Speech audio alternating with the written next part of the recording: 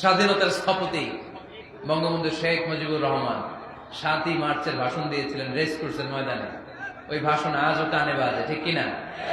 এবারের সংগ্রাম মুক্তির সংগ্রাম, এবারের সংগ্রাম রক্ত যখন দিয়েছি এদেশের মানুষকে মুক্ত করে ছাড়বো ইনশাল্লাহ। আসরা নেই, আমার নেতা আমাদেরকে ইনশাল্লাহ শিখাই গেছে, চিল্লাই কোন, ঠিক কিনা?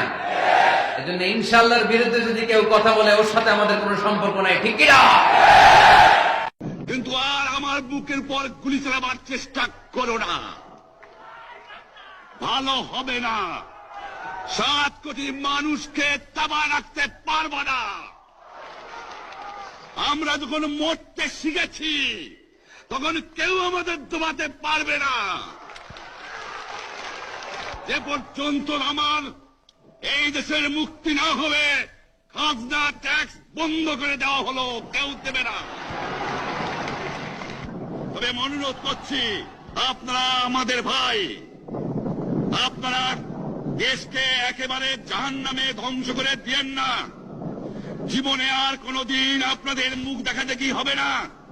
যদিও আমরা শান্তিপূর্ণভাবে আমাদের ফয়সলা করতে পারি, তাহলে অন্তপক্ষে ভাই ভাই হিসেবে বাস করার সম্ভাবনা আছে। সেই জন্য আপনাদের অনুরোধ করছি, আমার এই দেশে আপনারা মিলিটারি শাসন চালাবার চেষ্টা করবেন না।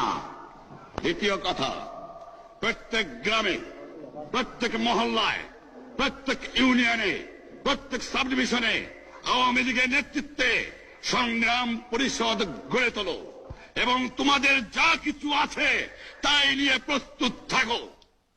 মনে রাখবা, রক্ত যখন দিয়েছি, রক্ত আরো দেব, এদেশের মানুষকে মুক্ত করে ছাড়বো ইনশাআল্লাহ।